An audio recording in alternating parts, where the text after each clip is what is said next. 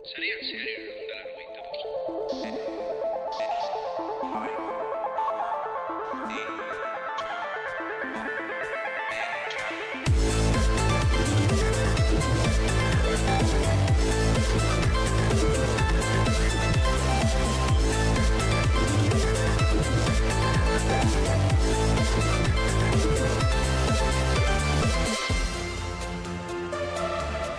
Sarean zeharen behin baino gehiagotan hitz egin dugu teknologiari buruzko ikasketei buruz eta konkretuki genero ikuspegi horri buruz komentatzen askotan esaten dana, ezta nola ireki aldiogun bidea emakumezkoei ikasketa teknologikoetara bueltatzeko, eta esaten dut bueltatzeko bere momentuan teknologiaren eta informatikaren batez ere hasieran emakumezko asko zeudelako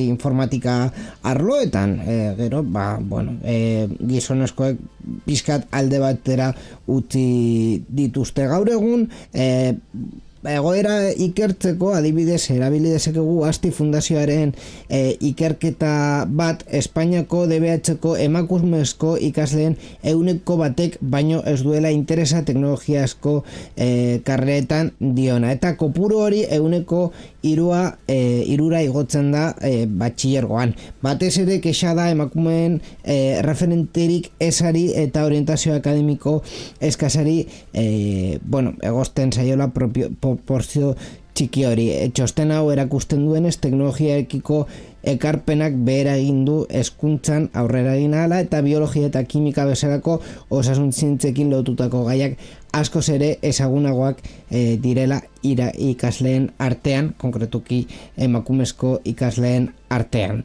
Ikusten dugun bezala eta Asti Fundazioak esaten digun bezala, bidea ere oraindik badaukagu emakumezkoak sartzeko ikasketa teknologikoetan.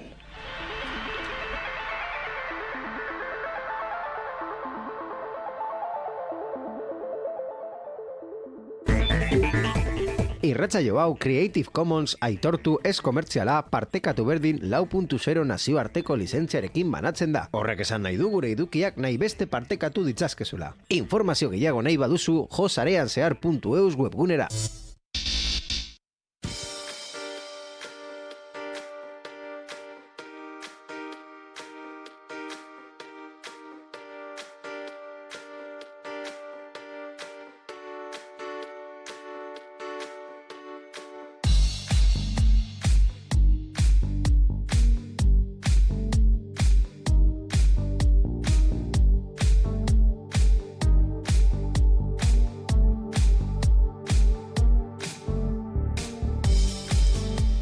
Egia esan da, berri hau Asti Fundazioarena komentatu dugu hasieran, gure portadan esan dezakegu, baino ez zait burura etorri iruzkin gehiago egin aldugula unibertsitatean momentu honetan dagoen pertsona batekin dela, nola ere, hemen daukagun Gaizka Karbon. Arratsaldeon, Gaizka. Arrastion, bai, Inigo. Lehenik eta behin, ja sartu garen ez movida honetan, zu unibertsitatetik ze ikusten duzu gaur egun? Osea, datu honekin ados zaude, ze ikusi duzu azken 5-6 urtetan DBH-tik ona nora joan dira zure ikaskideek, ze gertatu da zure gunean? Neu bai esango neukela, DBH-en ikerketa aurrera ematea izan lehikela aukera ez txarna, baina ez onena ere izatea.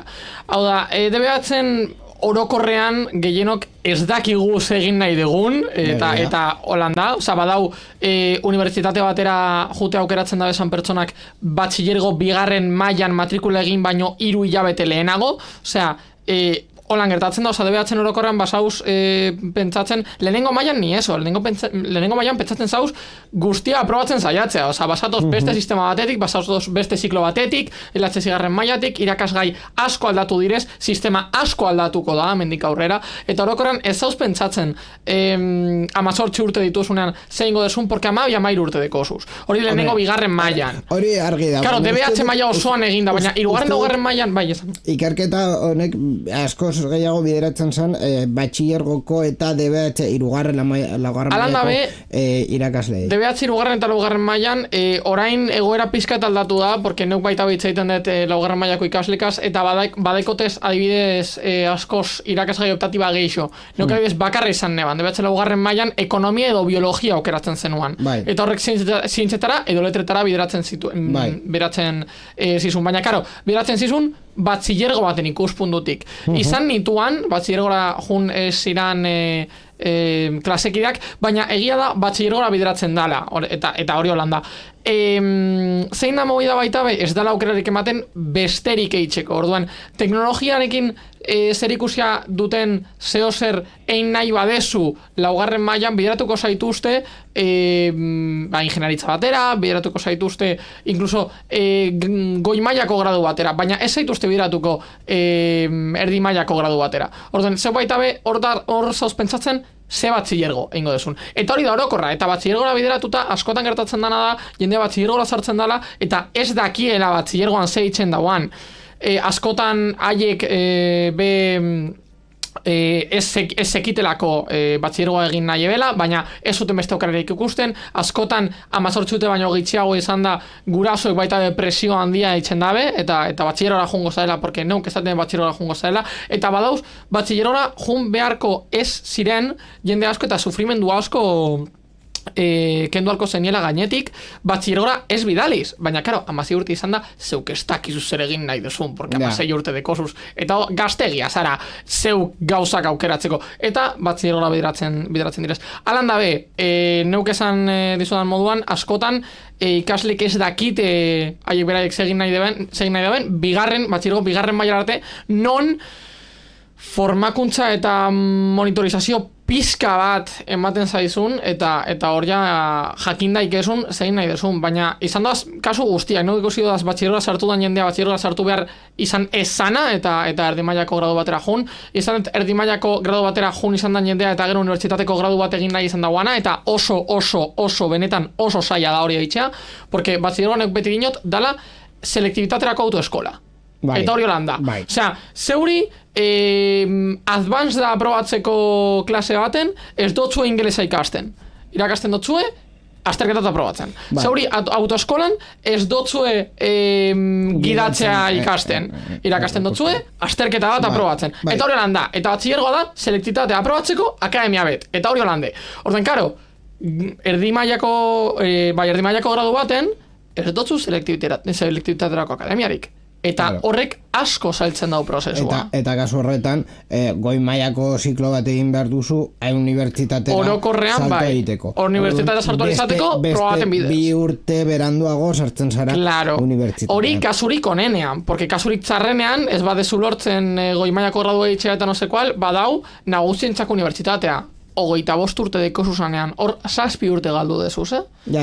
Osea, sartu alzinanetik 7 urte galdu dezuz. Baina teknologiaren ikuspuntra bueltatuz. Egia da, lehen askotan gertatzen zala, baina denbora, osea, etodera asko los tiempos han cambiado, lehen asko ikusten zen ez dau ingeniari emakumerik. Hombre, egia da, gaur egun sektoreak nahiko segratuta jarraitzen da bela, eta hori ez dut neuk asmatzen, eta ez da, ez matxiste izatearren. Osea, quiero decir, eta zenbakiak dauz, jun eta ikusi, jun berdin zait, erizaintzako klase batera, ikusi zenbat emakume dauzan, jun ingeniaritza industrialeko klase batera, ikusi zenbat gizon dauzan. Eta hori ez da geuk inposatzen degulako gauza bat eitzea edo beste bat eitzea. Hori da, jendeak haien preferentziak da bezalako. Eta gaur egun B, segregazioa jarraitzen dau. Baina egia da, atea askoz zabalagoa dala, ointxe bertan, adibidez, erizaintza egin nahi da bezan, adibidea jartzarren, erizaintza egin nahi da bezan gizonentzat, edo ingenieritza bat egin nahi da bezan emakoentzat. Eta hori oso argi ikusten da,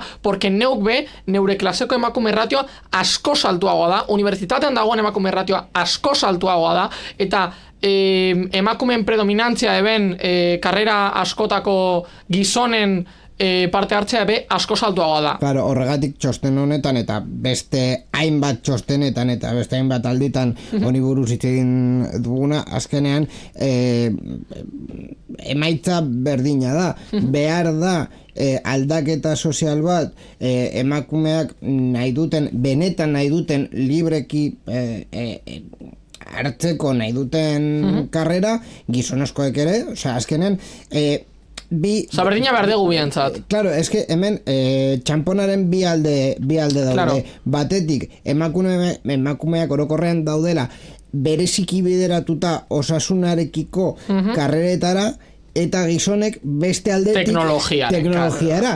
Letretan pizkat erdi, gutxi gora bera, más o menos. Baina zeuko goratu baita be, neure adibidez oin gauza nahiko arrara bat gertatzen jat, porque no goratzen neban, lehen LH eta DBH ikasten nebanean, defectus san andereño. Defectus. Claro. Eta gero eta txikiago izan, orduan eta andereño geixo. Eta claro. Gero eta nagusiago izan, orduan eta maizu geixo. Claro, horregatik, hori, eta andereñoaren profil hori lehen hezkuntzako karrera ere, asko, ama paperagaz badago askotan magisteria oso bideratuta dagoela zaintzara. Bai. Orduan, ama papera itxana. Eta horretan baita ere txostenak esaten duena, beste alde horiek bilatuta ez daude referente asko teknologiaren arloan, ez daude referente asko emakumeak esateko, bueno, hau pertsona honek, emakume honek egin duen bezala ni ere egin nahi dut. Hori da, behin eta berriz ikusten den arazo nagusia. Badauz, gero eta gehiago, baino behar hori mantentzen da, eta horretan bide asko, sozietate bezala bide asko daukagu egiteko. Neu alan dabe, esan dizudan moduan, neuk uste gaur egun barrerak baina askoz betxikiagoak dirazala, gaur egun ez da mutiko bat txarto begiratzen erizaintza ikasi nahi dagoelako, ez zaio emakume bati trabarik jartzen edo kasu gehien eta gitzenez. Itxengo dugu Espainia mailan. Bueno, bai. Espainia mailan. Osea, egia da, duela berrogeita hamar urte konparatuta, orain, bai, ez daude... Trabarik ez dela jartzen. Trabarik paperean, sistemak ez dizu baztertzen, hori egia da, baina sozialki estigma batzuk eta prejuizio batzuk hor jarraitzen dabe, hori egia da, claro. Baina esan dezagun, zeure zirkulo sozialean ez badeko zuzeuk estigma hori sartute, orokorren ez arazorik izango, porque Pedro 85 urteko gizon batek kaletik, edo gizon bat ikustean medikoan esatagatik neuk ez dut utziko gizon batek neu atenditzea esatagatik zeuri estigma hori ez jatzu afektatzen. Bueno, edo ez leuke behar. Ez leuke, baina... Depende zenolako mentalitatea deso. Claro. Baina landa bezan nahi dut, hori, dala Pedro 84 urteko edo 85 urteko gizon bet. Osa, kizir, gaur egun ez dago hain txarto ikusita, oza, bere garaian ez zan imaginagarria, eta gaur egun neuk dinotzuan ez, de hecho, neuk baita be, oza, ez neban estigma sartute, oza, neuk ez diot nire klaseko emakume bati, ezango, ze egiten dezu informatikan, porque no, iño, porque ez naz Pedro, eta ez dekodaz 85 urte. Baina, egia da, neu beharritu nintzala, nire unibertsitatean, egoan emakume kopurogaz, porque asko saltuago da, neuk pentsatzen nebana baino, eta ja ez da soilik hori, barrerak kentzen ari zaizkielako zentzu horretan, baizik eta haiek be hori ikasi nahi da ben zeo zer delako. Orduan, neuk egin beharrean, Claro, DBH-ko emakumezko ikasle neuneko batek soilik ikasi nahi dituela karrera teknologikoak, neu, honestamente, jongo nintzateke goi mailako ikasketetara, jongo nintzateke goi mailako gradutara, jongo nintzateke unibertsitateko gradutara, ikusiko nituzke karrera teknologikoak, etengo neban konparateketa bat duela 10, 20 eta 30 urteko egoera. Claro, horregatik beti esaten dugu, joera... Porque delatzen ez dakizu zain nahi bezun. Baino, bueno, lan gehiago falta zaigu, beste arlo askotan bezala, baina hori... honetan, ere lan gehiago falta zaigu, eta bide gehiago falta zaigu, gero eta emakume gehiago egoteko karrera teknologikoetan. Eta gizonezkoak osasun karreretan baita. Adibidez.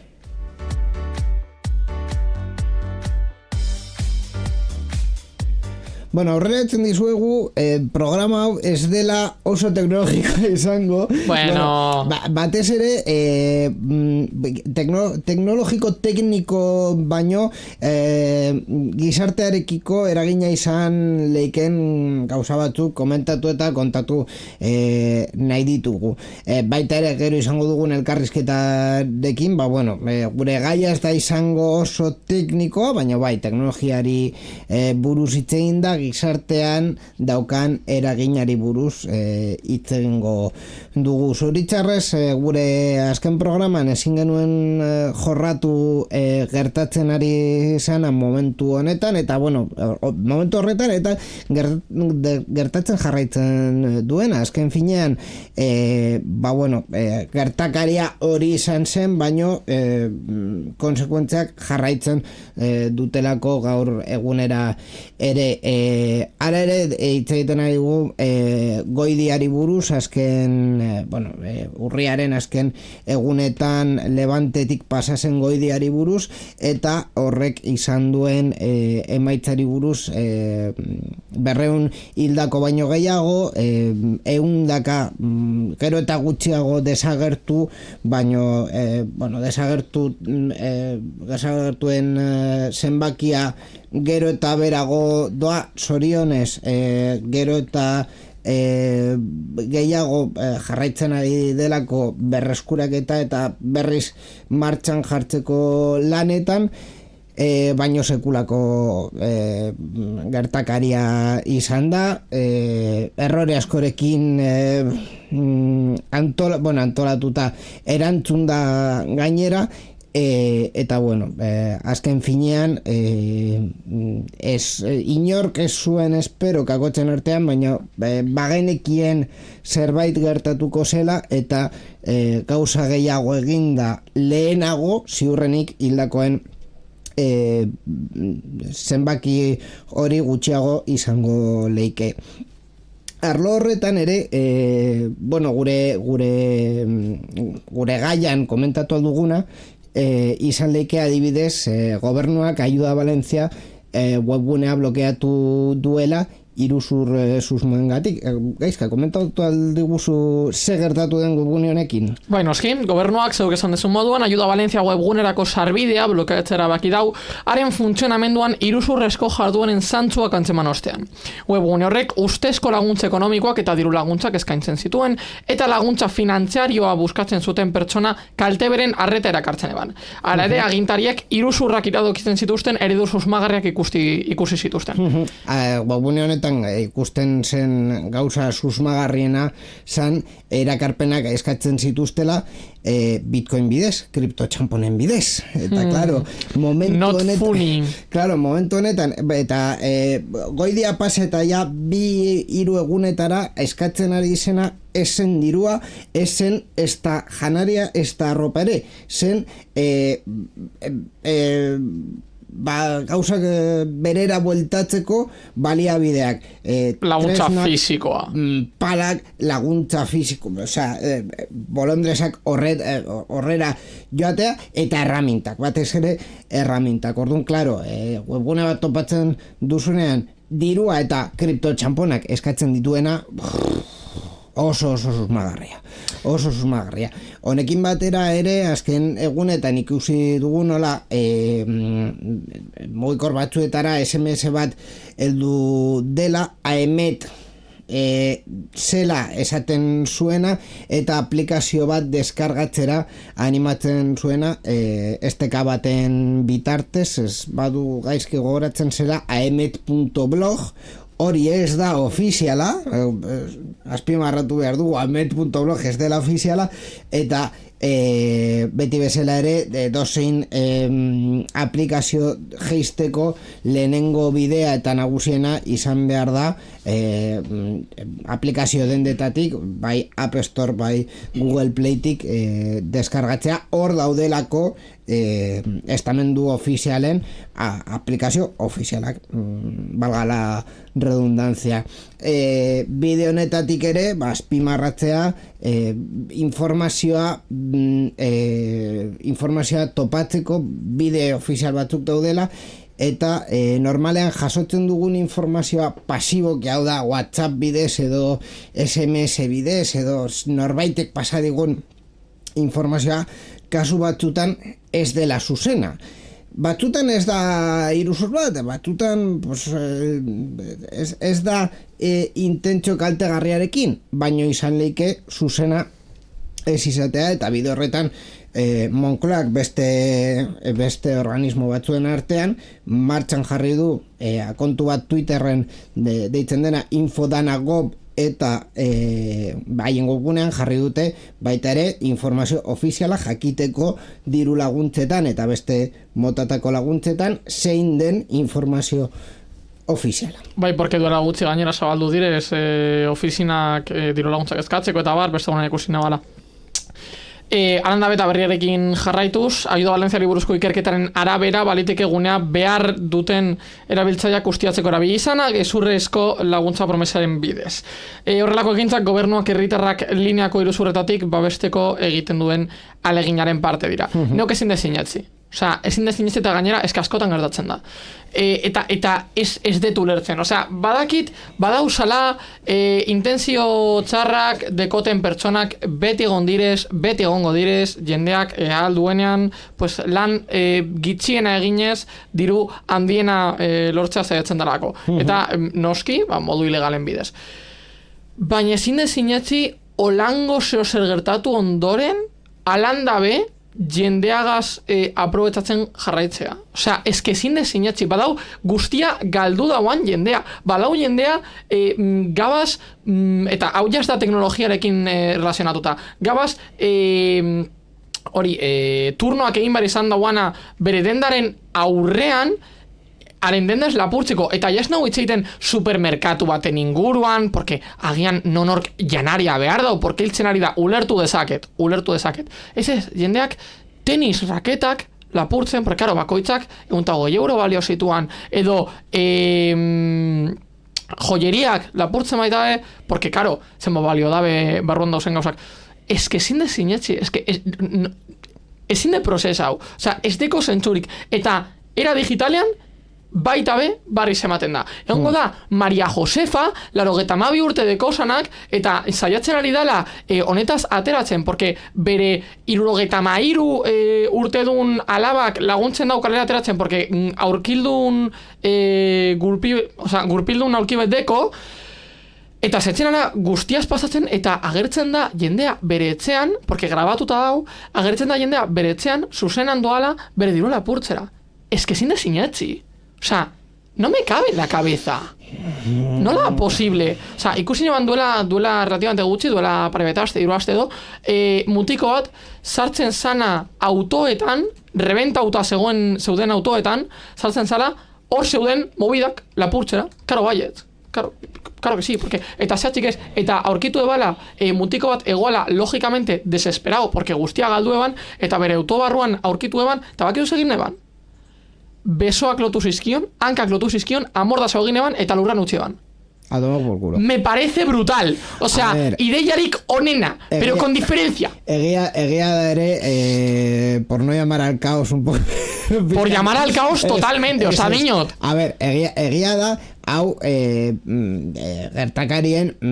Zelako mundu distopikoan gauz. Anekdota bat izan dela. Hau da, orokorrean ez dira hauek gertatzen ari, batez ere... Gertatu egin direz. Bai, gau guztietan, porque ez egon argirik. Ez da gehiengoa. Esan nahi dut, gehiengoan ez dira horrelako delituak gertatzen ari, eta anekdota batzuk dira. Egia da, anekdota asko direla. Askoz gehiagi. Bai, baina konparatuz zenbat pertsona dauden laguntzen, eta bar. Logikamente, baina zeuk badakizu gauzatxarrek, gauzatxar batengatik deko zuzala 1000 on.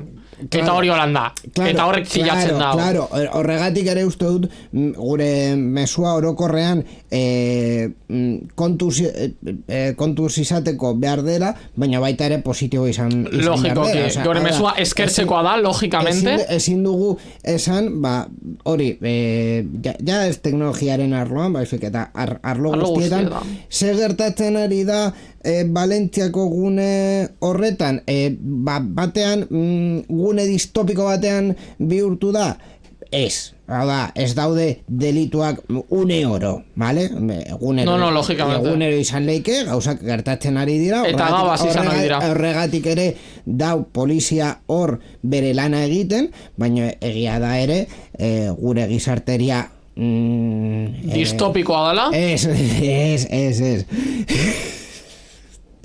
Es que sin dio tutsi.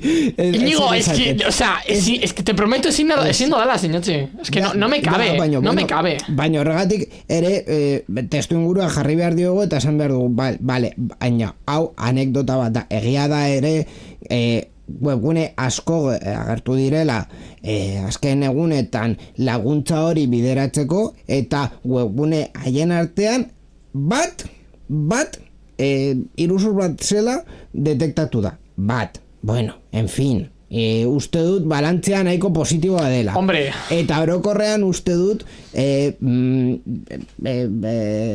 goidi hori pasata gero, hala ere gune horiek oso gaizki daude, eta en fin, irudiak ikusita ia beste herrialde bat dirudi, baino begia da ere segurtasun arazo orokor bat ez dagoela. Osea, hor dagoen dauden pertsonek ez dute esaten segurtasun arazo bat dagoela. Esaten dute erramintak eta janaria eta bar behar dutela, baina segurtasun arazo bat momentu honetan ez dago. Laguntza behar dute, baina segurtasun arazoak ez daude. Orduan, baita ere, uste dut garrantzitua dela hau azpimarratzea eta esatea, bueno, en fin, laguntza bidaltzen eta laguntzen jarraitu behar dugu, baina, bueno, azken finean haien onerarako, gune horietan bizi den beharrak betetzeko.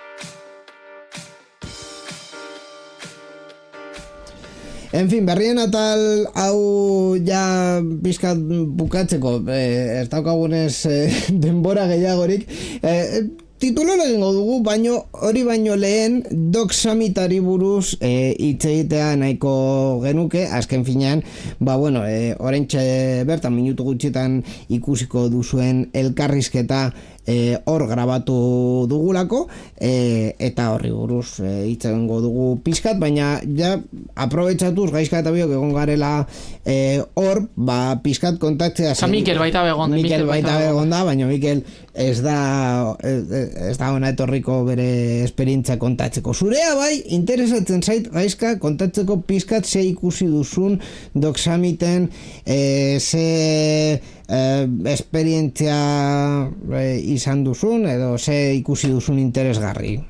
Igo, pintxamela 3. Zer behar duzu? Neuk ikusi diet Miguel Ángel Durán García. Horrekin ja nahiko. Es que hori izan nahi nebara, gainera.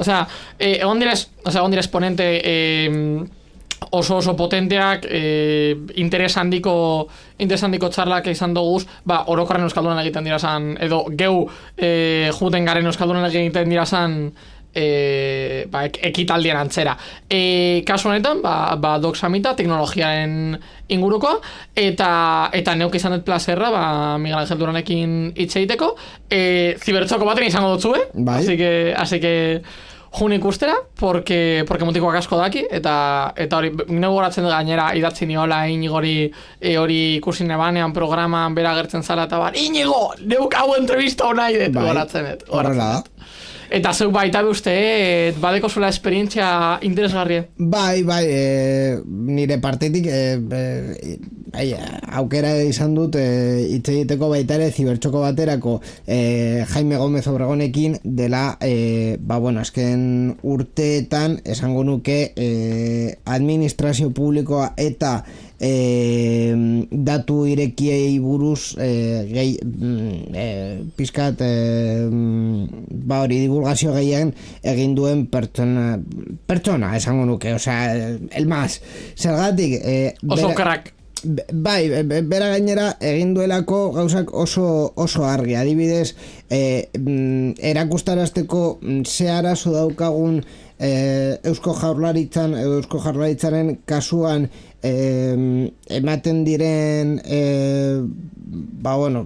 diru laguntzak baino zenbat gastatzen duten komunikabideetan, publizitate instituzional horretan, oso argi jarri du webgune batean deitzen dela gobernobasco.marketing, eta hor ikusten da argi eta garbi zeintzuk izan dira gastu horiek. Zergatik egin du Jaimek webgune hau batez ere ikusten delako, datu horiek daudelako publikoki, baino txosten batean 200 horri daukan PDF batean, eta hor ez dau bilatzerik, pero ni de hostias.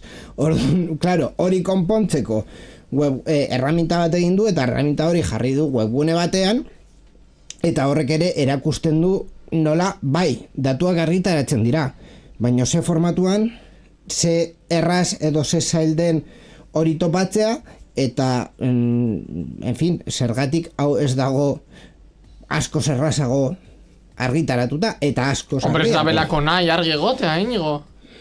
Nahi, ez nahi, komeni, ez komeni, hori ja, en fin, zibertxokon itzen dugu horri buruz, eta hor ja erantzunak edo gure pentsamenduak ikusi dezakezue, baina azken finean da hori guztion dirua zertara doan jakitea baita ere garapen teknologikoetan, eta teknologiaren arloan ze egiten dena, eta niretzat elkarrizketa oso interesgarria izan da, eta esan bezala urrengo asteetan Euskal Digitaleko webgunean izango dugu hori ere.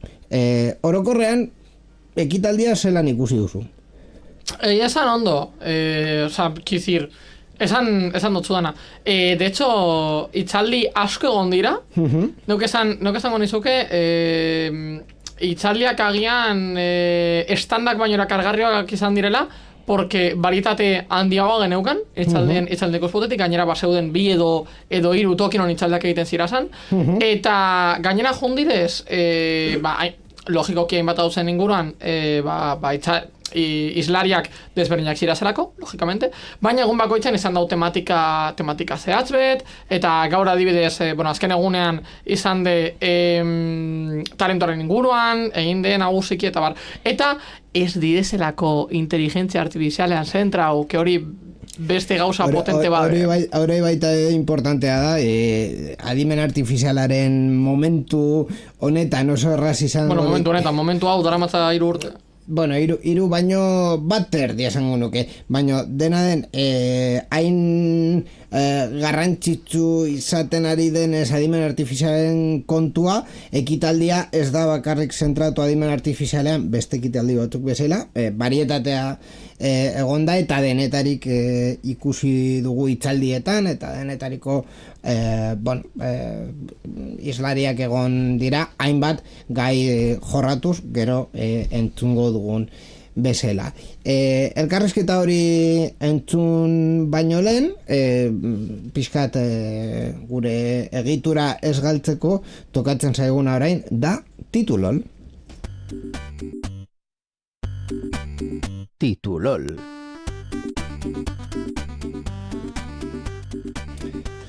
Bueno, titulol, baita ere esan genioke Kinder Sorpresa. Kinder Sorpresa, toma berri formatuan. Holan deituko gaming roomeko titulol, Kinder Sorpresa.